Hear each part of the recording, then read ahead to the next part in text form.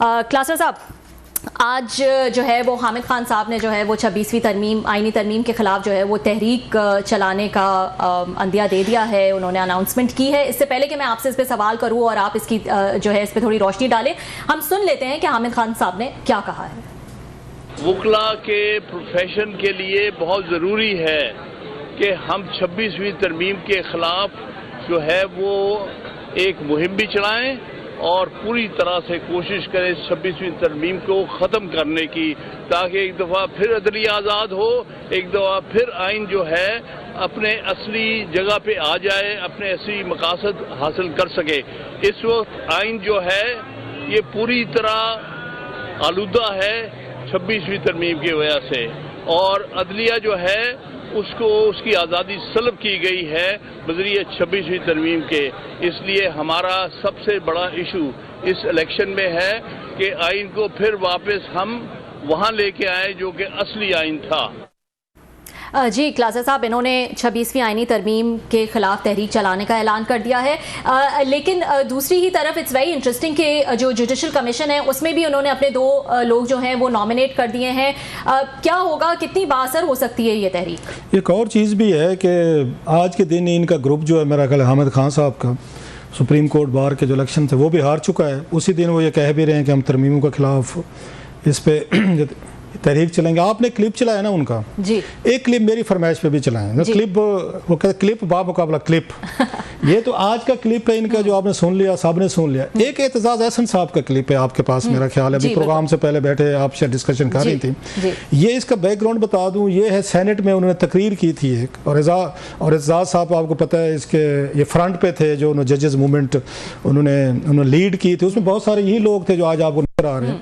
उन्होंने उस वक्त क्या फरमाया था कि जब उन्होंने जजेस को बहाल करवा लिया, उन्होंने अदलिया को आज़ाद करवा लिया, तो उसके बाद क्या हुआ था। मतलब एक कहानी है, अभी वो कह रहे थे ना हामिद खान साहब के एक दफ़ा फिर अदलिया को आज़ाद कराने की ज़रूरत है। हाँ। जब उस वक्त अदलिया ये आज़ाद हो गई थी तो फिर क्या हुआ था। वो एतजाज़ साहब वाला क्लिप चलाएं, वो हमारे साथ वो ज्यादती ना करें, वो भी चला के दिखाएं जरा। एतजाज़ एहसन वाला क्लिप भी चलाते हो, देखते हैं। बहाल हुआ इफ्तिखार मोहम्मद चौधरी, वो मैं उससे बहुत डिसअपॉइंट हुआ, पर मैं उसके आगे केसेस, मेरे पास ब्रीफ केस भर के, सूट केस भर के क्लाइंट्स आने शुरू हो गए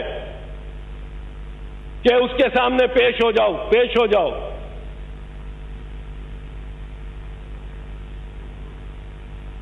चौबीस मार्च को इफ्तिखार मोहम्मद चौधरी चीफ जस्टिस बहाल हुआ।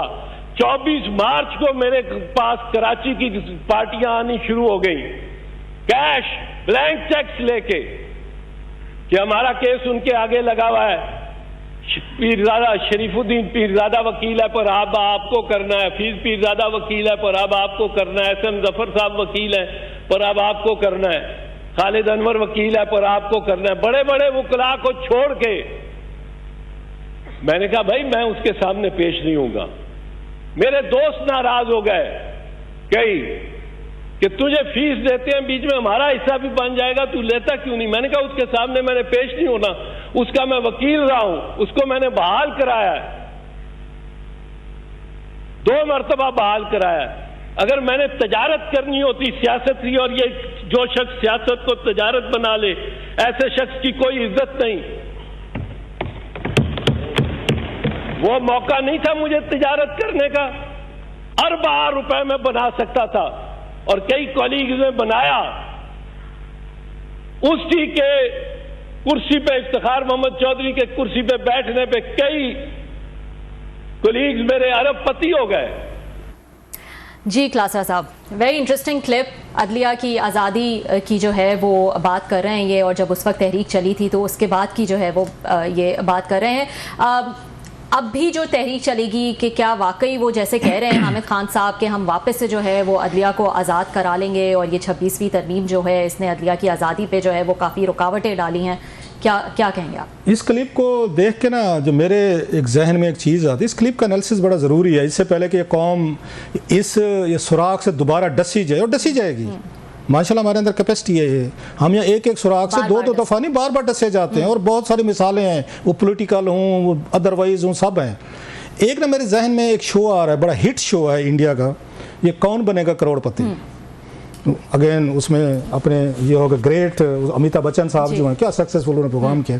इस क्लिप को देख के जो हम साहब वाला क्लिप और इन दोनों क्लिप्स को सामने रखें कि वो फरमाते हैं कि उस वक्त अरबपति बन गए थे मेरे कुलीग, नाम लेने की जरूरत नहीं की, चलो वो बन गए, जो भी आते हैं हम उस पर बात करते हैं। अब की दफ़ा किस किसने अरबपति बनते? मेरा सवाल एतजाज़ साहब से ये है या हामिद खान साहब से कि आपके कुलीग हैं, वो ये फरमा रहे हैं कि जनाब जो उस वक्त तहरीक चलाई थी, हमने अदलिया को आज़ाद करानी थी, अदलिया आज़ाद हुई नहीं हुई, हो गई मान लिया, तो उसके नतीजे में जो उसको ये तहरीक को चला रहे थे, लीड कर रहे थे, और ये आम तहरीक नहीं थी पाकिस्तानी तहरीक में, ये पहली दफ़ा कोई जजेस की मूवमेंट एक चली थी जिसमें आम आदमी शरीक हुआ था, सिविल मिलिट्री शामिल हुई थी, जो रिटायर्ड लोग थे वो जनाब मुशर्रफ के साथी थे बहुत सारे, वो इसमें शरीक हुए लोग, पार्टीज एक पेज पे सारी उस पार्टी सारी उस पेज में थी, लोगों ने अपनी जानें दी हुई हैं। यहाँ इस्लामाबाद में कचहरी में बम ब्लास्ट हुआ था, ये जब इन्होंने जाना था इस्लामाबाद बार को आके एड्रेस करने की इफ्तिखार चौधरी साहब ने, वहाँ से पहले लोगों को डराने के लिए वकीलों को बम ब्लास्ट हुआ, 10-12 लोग बेचारे वकील जो हैं वो जाम बाक हुए थे वहाँ पे। ऐसे जलसे जुलूसों में लाठी चार्ज,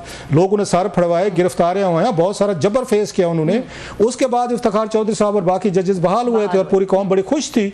मतलब मैं तो ये समझता हूँ कि 47 के बाद अगर कोई मूवमेंट था कि कौम को लगा कि हम कौम बन गए हैं और पूरी रात जहाँ जश्न होते रहे थे, वो रात थी जब इन जजेस को बहाल किया था यहाँ पे। इनको पीपल्स पार्टी दौर में उस वक्त वो नहीं करना चाह रहे थे पीपल्स पार्टी। उसके बाद आप ये फरमा रहे हैं, इस कौम को ये बता रहे हैं सेनेट में खड़े होकर कि मैं इफ्तिखार चौधरी से बड़ा मजूस हुआ था। मतलब आप कहते थे रियासत होगी माँ जैसी, सारे कहते थे नारे मार मार के झूम झूम के कौम को आपने इस पे लगाया कि रियासत होगी माँ जैसी। माँ जैसी रियासत उनके लिए बनी है या नहीं बनी? आपके साथियों के लिए तो बन गई है। आप तो अच्छा करोड़पति भी नहीं, अरबपति लाखपति भी नहीं है। मतलब हम तो लाखपति को कहते तो बड़ी बात हो, चलो करोड़पति भी, करोड़ बड़ी सारी अमाउंट होती है। उस वक्त की बात है, ये 2009 से ले 2013 तक वो चीफ जस्टिस 4-5 साल तो रहे हैं ना वो।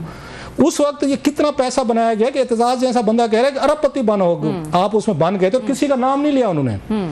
भैया आपको नाम लेने चाहिए, आप बहादुर आदमी हैं, इंटरव्यूज देते, जो इनसे इंटरव्यूज करते पूछें, अच्छा इनसे पूछे जाए पता क्या वो जी रहने दें जी, अच्छा नहीं लगता जी किसी का वो करना।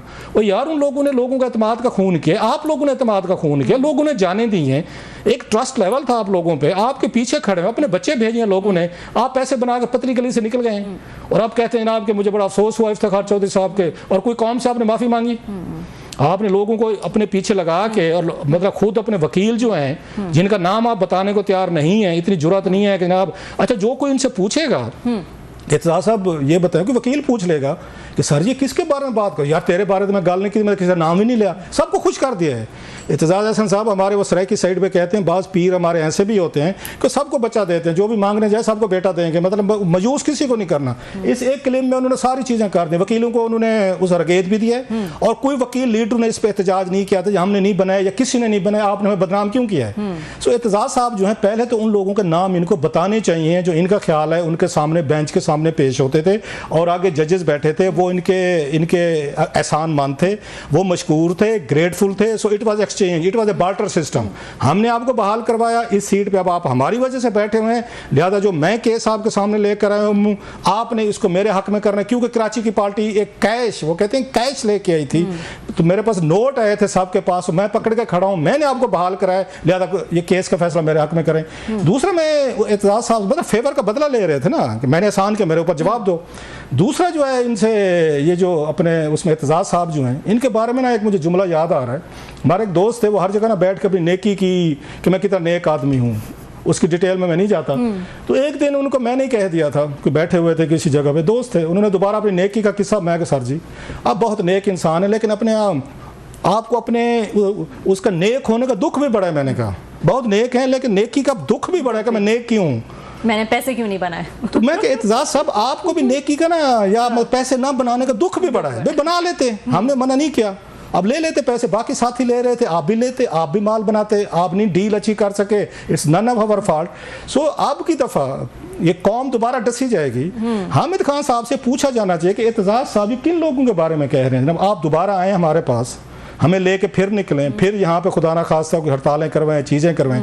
एक तरफ हामिद खान साहब PTI के सेनेटर हैं, जरा देखें, लीडर भी हैं वकीलों के, इलेक्शन हार गए आज माशाल्लाह, वो जितनी उनकी वो थी। अब आपको समझ आ जाएगी, वो बताया जा रहा है KPK से 3 करोड़ रुपया भी लाहौर की बार को दिया गया था। वो क्यों दिया गया था? अब समझ आ रही है कि इलेक्शन हो रहे थे वहां पे, या मतलब पेशावर की हुकूमत का क्या तुक बनता है कि लाहौर की बार को पैसे दे। तो स्वीप कर लिया अब आसमा जहांगीर ग्रुप ने। मैं इनसे पूछने वाली बात है कि वो जो खबरें आ रही थी कि वहां से आपको KPK हुकूमत ने 3 करोड़ रुपया, सूबा आपका बैंकरप्ट है, तनख्वाहें आपके पास नहीं है, वहां से 3 करोड़ रुपया लाहौर की बार को दे रहे हैं, जो सबसे अमीर तरीन बार है, सबसे बड़ी बार है। आप क्यों दे रहे थे? शायद कहा गया होगा कि जरा थोड़ा सा कोई तेल लगाएं, कोई टायर लगाएं, बकौर मलिक रियाज साहब के टायर लगाने पड़ते हैं, कोई पहिए लगाने पड़ते हैं।